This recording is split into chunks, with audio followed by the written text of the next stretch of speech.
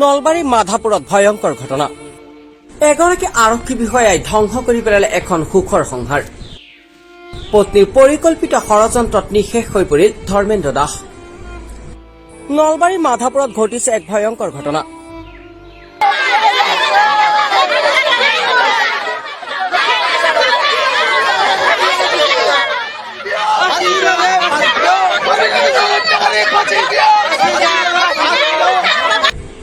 এগৰাকী আৰক্ষী বিষয়াৰ বাবে থানবান হৈ পৰিল এখন ঘৰ।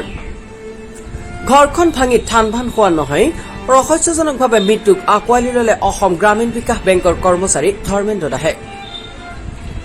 পত্নীৰ পৰিকল্পিত ষড়যন্ত্ৰ বলি হৈ ধৰ্মেন্দ্ৰ দাসে ৰহস্যজনকভাৱে মৃত্যুক আঁকোৱালি লবলগীয়া হোৱাৰ অভিযোগ উঠাৰ পিছতে ব্যাপক চাঞ্চল্যৰ সৃষ্টি হৈছে নলবাৰীত।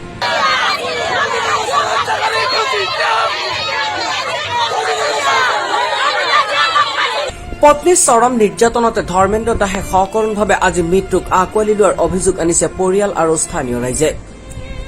জিলাখনৰ ৰাইমাধা গাঁৱৰ স্বৰ্গীয় সতীশ দাস আৰু মলয়া দাসৰ পুত্ৰ ধৰ্মেন্দ্ৰ দাসে অসম গ্ৰামীণ বিকাশ বেংকত চাকৰিত যোগদান কৰাৰ পিছতে হাজোৰ ৰামদিয়াত চাকৰি কৰা সূত্ৰে ৰামদিয়া অঞ্চলৰে এগৰাকী জীয়ৰীৰ সৈতে বিবাহপাশত আবদ্ধ হৈছিল।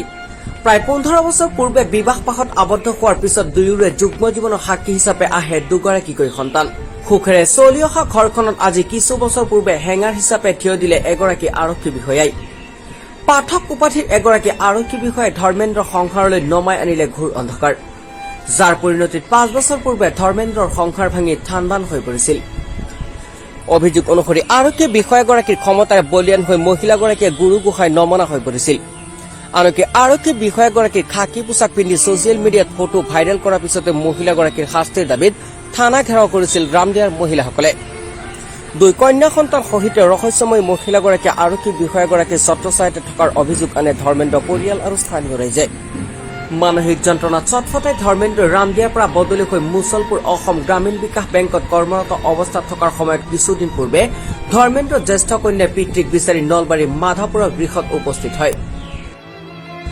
এসপ্তাহৰ অধিক সময় ধৰ্মেন্দ্ৰৰ জ্যেষ্ঠ কন্যা ধৰ্মেন্দ্ৰৰ আশ্ৰয়ত থকাৰ প্ৰতিশ্ৰুতিৰে পিতৃগৃহত থকাৰ পিছত যোৱা পৰহি ধৰ্মেন্দ্ৰৰ চলনাময়ী পত্নীগৰাকীয়ে আৰক্ষী লোকৰ সহায়ত স্বামী গৃহৰ পৰা বলপূৰ্বকভাৱে কন্যাক লৈ যায়।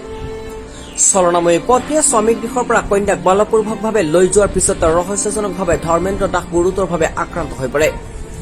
মুখেৰে তেজ বমি হৈ ভয়াৱহভাৱে অসুস্থ হৈ পৰাত লগে লগে তেওঁক ভৰ্তি কৰোৱা হয় গুৱাহাটীৰ এখন ব্যক্তিগত চিকিৎসালয়ত। নাৰ্ছিং হোমখনত এদিন চিকিৎসাধীন হৈ থকাৰ পিছতে সকৰুণভাৱে মৃত্যুক আঁকোৱালি লয় ধৰ্মেন্দ্ৰই।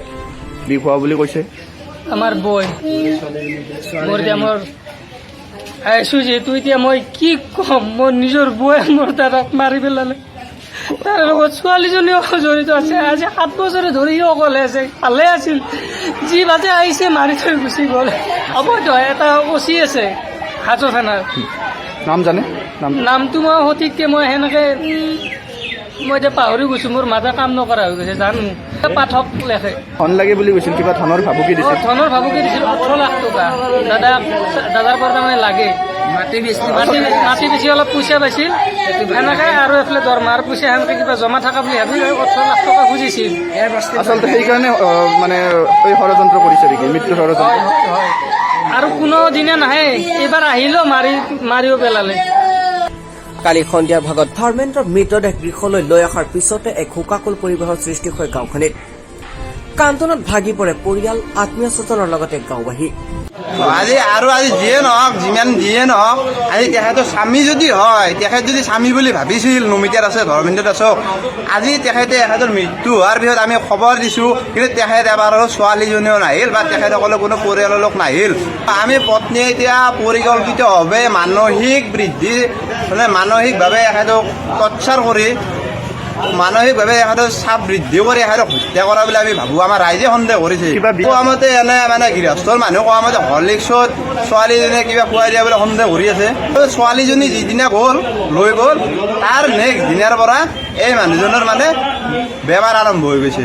মানে পত্নীয়ে ছোৱালীক ব্যৱহাৰ কৰিছে। ছোৱালী আমাৰ ইয়াৰ ঘৰত আহিছিলে, আহি তেনেকৈ এখেতসকলেও এতিয়া ঘৰত আহিছে, তেতিয়াতো দেউতাকৰ লগত মিলি আছে বঢ়িয়া পৰিকল্পিতভাৱে। এতিয়া এওঁতো গম নাপায়, দেউতাকে গম নাপায়।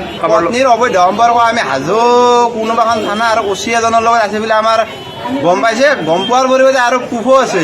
সকলোৱে বিচাৰিছে মহেন্দ্ৰৰ ৰহস্যজনক মৃত্যুৰ আঁৰৰ সকলো ঘটনা পোহৰলৈ আহক। প্ৰকৃত ন্যায় পাওক ধৰ্মেন্দ্ৰৰ মাতৃ আৰু পৰিয়ালে।